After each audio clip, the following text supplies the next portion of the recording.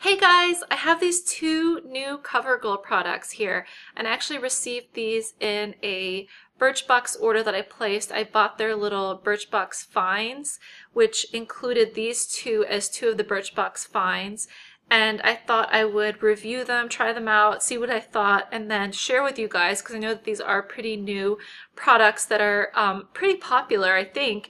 And first of all, this mascara, I had assumed just looking at the size of the tube and the fact that it's a 1-2 step, I thought that this would seriously be like crazy thick, super chunky lashes that you would want to wear to like go out to a club or a bar or something. And I was thinking maybe this isn't going to be a regular everyday mascara. It'll be more like a crazy volume, you know, lots of makeup type of look. But I was actually pleased to find that I pretty much can wear this as an everyday mascara.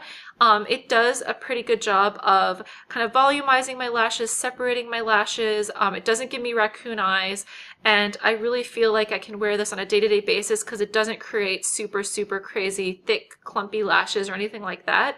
So, and actually if you guys have tried mascaras before that have two sides, sometimes one of the sides has the mascara, the color of it is white because I guess it's like this kind of plumping white formula, but this one actually it's black on both ends, and I really like that because when they have one side white and one side black, where you're supposed to first put on the white layer to volumize your lashes and then you're supposed to put on the other black layer to kind of cover up the white part and then add length and whatever, I feel like that can sometimes be a little bit annoying because sometimes it's hard to cover up the white, so you end up with eyelashes that have a little bit of kind of like that white kind of gunk showing. I don't know if you guys, let me know in the comments if you know exactly what I'm talking about. But with this one, both ends are black, so you don't have to worry about covering up the kind of gunky white formula. And I actually sometimes will just use one end or the other end if I'm just in a hurry, but when I use both ends, it does a pretty good job. It does, like I said, it does lift, it does separate, it doesn't leave them clumpy, it's not like overly dramatic or extreme. It is a nice mascara just for every day, I think. One thing I will say is that you do want to do just one eye with 1-2 step and then do the other eye, because for me, I found that if I first do number one and I do this eye and then I slowly do the other eye, then by the time I come back to the first eye with number two, the mascara has already started to dry a little bit, and then it's a little bit harder to get number two to kind of smoothly glide on. So it's nice to do first number one on one eye and then do number two on that same eye while the first layer is still a little bit moist. You can kind of get the second layer on nice and smoothly, and then just do 1 and 2 on the other eye. I do also like the packaging. I like the fact that it's nice and chunky and easy to handle, and I'm hoping the fact that it's so thick means that there is a lot of product in here. But I don't know if that's the case. It might just be that this is a really thick, kind of chunky container. But so far I've been using it every single day and it's still going strong, and I'd say I've used it for maybe about a month or so. So I am pretty happy with this. I do give this a thumbs up. But unfortunately, I can't say the same about the CoverGirl Bombshell Shine Shadow. This is actually a liquid eyeshadow, and it comes in these little tubes. And the color I have is Ice Queen, which is like a silvery metallic color here.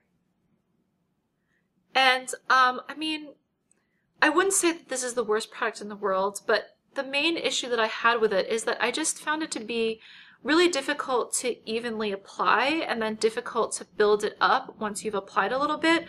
So it's kind of got this, you know, it's kind of got these sparkles in it, but I feel like when you kind of move it around on your lid, it ends up applying, well, I don't know if you can really tell here in this, on video and on my hand, but I felt like different parts of my lid would have more or less product on it, so it would almost have like a little bit of a streaky look to it.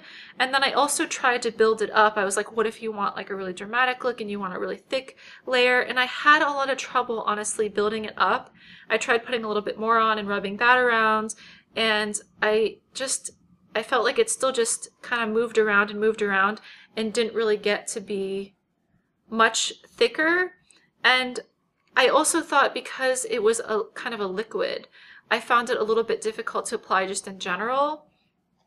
And I think I prefer the, I actually also have the Maybelline Color Tattoo in, what is this one? It's called Silver Strike, so it's really similar color to this.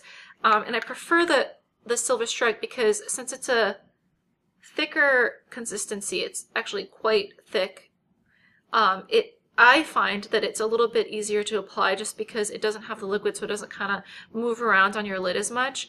And I also think it builds up a lot more, so if you want a super dramatic, opaque silver look, you'll be able to achieve that more with the Color Tattoo than with the CoverGirl eyeshadow. And maybe you guys can see here, down here I have the CoverGirl, and up here I have the Color Tattoo, and I just feel like it's a lot easier to build it up. I just, you know, swipe a little bit more on and add a little bit more, and it just builds to like a really thick, opaque silver.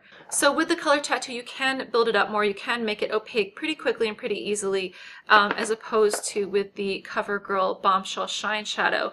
And I also felt that after I'd worn this for a while, and honestly I do have a lot of issues with creasing, so if you don't have a lot of issues with your eyeshadow creasing, then it may not be an issue for you at all, but I do have a lot of issues with my eyeshadow creasing.